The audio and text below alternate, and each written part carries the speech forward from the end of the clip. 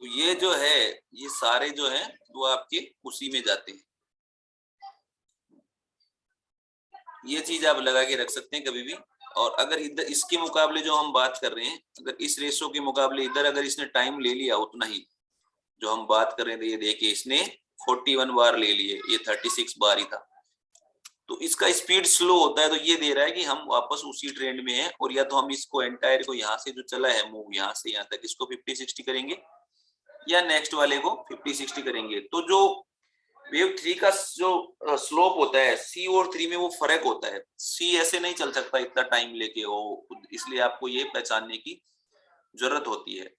Fourth wave के लिए बोलते हैं कि यूजुअली उसको बिल्कुल आप अवॉइड कर दीजिए, वो ज्यादा जरूरी है, क्योंकि वो टाइम कंज्यूमिंग होता है। अगर थर्ड फास्ट आ गई तो उसका रिट्रेसमेंट रेंज ही बहुत कम होता है, तो उनको वैसे नहीं देखना चाहिए। हमेशा रिट्रेसमेंट पे ही लॉन्ग शॉट करना चाहिए।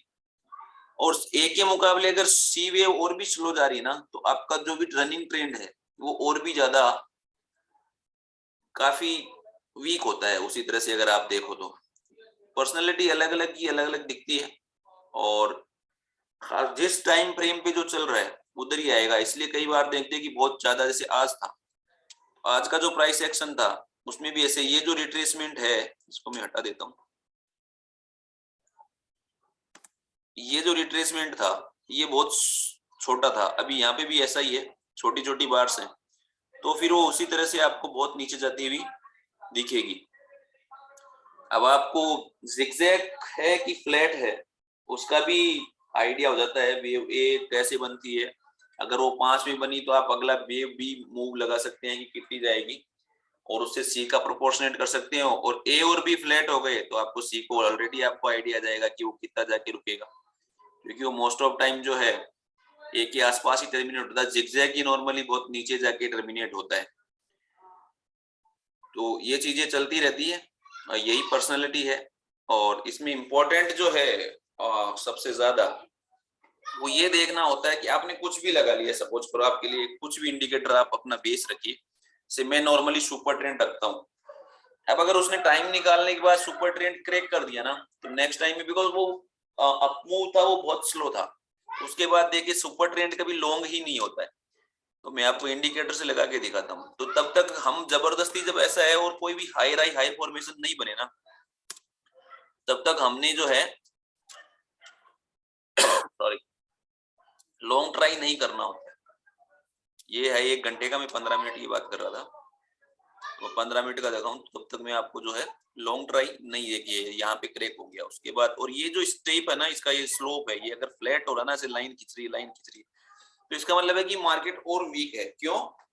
क्योंकि वो स्लोप तभी बनेगा ऐसा जब वो काफी नीचे, उससे कुछ बार्स ऐसी बनेगी जहाँ प्राइस एक्शन उसी दरमियान रहता रहेगा, क्योंकि वो कैंडल के साथ साथ उसका जनरेट होता है स्लोप। अगर वो ज्यादा नीचे रह गया तो वैसा ही रहेगा। और जब तक हायर लो नहीं बनते ना किसी भी चीज में, तब तक आप उसको ट्राई मत करिए ऐसे।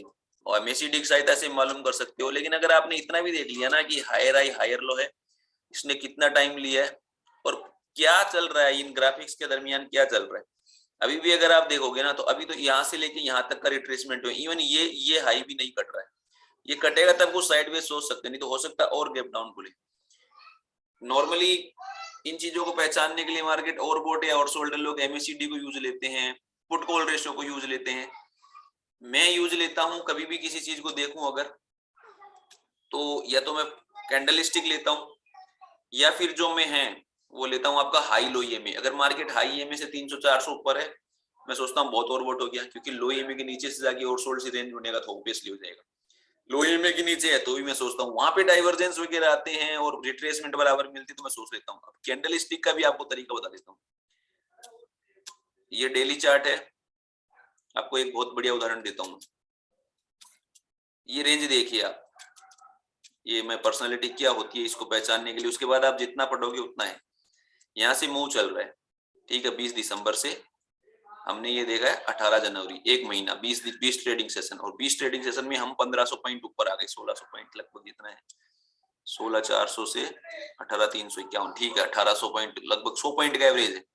ये जब पहली बार बनती है 18,272, देखिए ये जो पहली बार बनती है 18,272 आई है, ये दूसरी बार बनती है, यहाँ पे भी इसका आई 10-12 पॉइंट ऊपर, तीसरी बार बनती है तो यहाँ पे आई 30-35 है, और चौथी बार बनती है तो भी इतना ही है। तो ये जो बार से ये कैंडल ये आपको प्रेशर दिखा रही है कि भैया ये जो अभी कुछ जो लेवल है, एमएसीडी भी दिखा देगा ऑब्वियसली, बट ये जो जोन है ये प्रेशर ऑब्वियसली दिखा रही है, इन बार्स का ही फॉर्मेशन दिखा रहा है। जैसे इसने इसका लो काटा, क्योंकि ये सब इसके अंदर थी इनकी रेंज, यहाँ पे बार में कोई नहीं है ऐसा, यहाँ से देखोगे आप तो ये ऊपर ऊपर ऊपर है, लेकिन यहाँ जो है ना अगर इसको आप लाइन भी खींचोगे तो ये सब इस बैलेंस के अंदर ही है, इनका एवरेज बार का जो है प्राइस इनके अंदर ही है। जैसे इसने काटा तो वो काम हो गया, तो ये प्राइस पर्सनैलिटी होती है। अब यहाँ पे बहुत ओवरबॉट है, अगर मार्केट में सुबह पहले एक्शन होता है घंटे भर में या कुछ और होता है तो आप इसमें सावधान हो जाइए कि ऐसा होने को है। तो इन चीजों से पढ़ेंगे तभी आगे जाएंगे। बाकी मैंने आज कहीं और से मेरे पर्सनल कंप्यूटर से नहीं बना है, वीडियो में बनाने के डालने के लिए था, पर्सनैलिटी का ही बाकी था। तो वेव A1 जो है आइडेंटिफाई करना बहुत मुश्किल होता है, उसके लिए डाइवर्जेंसी होते हैं, और उसके बाद भी एक 5 का फॉर्मेशन बनना चाहिए। आप जो भी टाइम फ्रेम फॉलो कर रहे हैं, जैसे मैं डे कर रहा हूँ तो 15 मिनट में बनना चाहिए, फिर मैं सुपर ट्रेंड से आइडेंटिफाई कर लेता हूँ। 2 है उसका आइडिया हो जाता है एबीसी से। 3rd है बहुत फास्ट आनी है, उसमें स्लोप होगा, जो भी होगा उसका फास्ट बनेगा। 4th है उसको अवॉइड कर सकते हैं, उसमें ओवरबोट होने के बाद हम कर सकते हैं क्या चल रहा है क्या नहीं चल रहा। 5th में फिर डाइवर्जेंस आएंगे, और इनके दरमियान एबीसी और प्रोजेक्शन से पता पड़ जाता है। तो हर वेव का एक अलग आइडिया होता है, अलग कुछ होता है कि स्लो चल रहा है फास्ट चल रहा है, इसको आराम से आप महसूस कर सकते हैं। आज के लिए इतना ही, धन्यवाद। जितना आप इस वीडियो को लाइक करेंगे उतना ही लोगों तक जाएगा, क्योंकि लाइक करने वाली चीज को ही वो जो भी आपका सर्च इंजन है वो ज्यादा बार बार फैलाता है। शेयर सब्सक्राइब तो आप करेंगे तो लिमिटेशन है सबका, तो अगर आपको पसंद आ रहा है तो आप करिए जरूर, अच्छा लगेगा। और खुश रहिए, अपने रिस्क मैनेज करिए, और इमोशन से मत आइए, सिस्टम बेस्ड ट्रेडिंग करिए। धन्यवाद जी।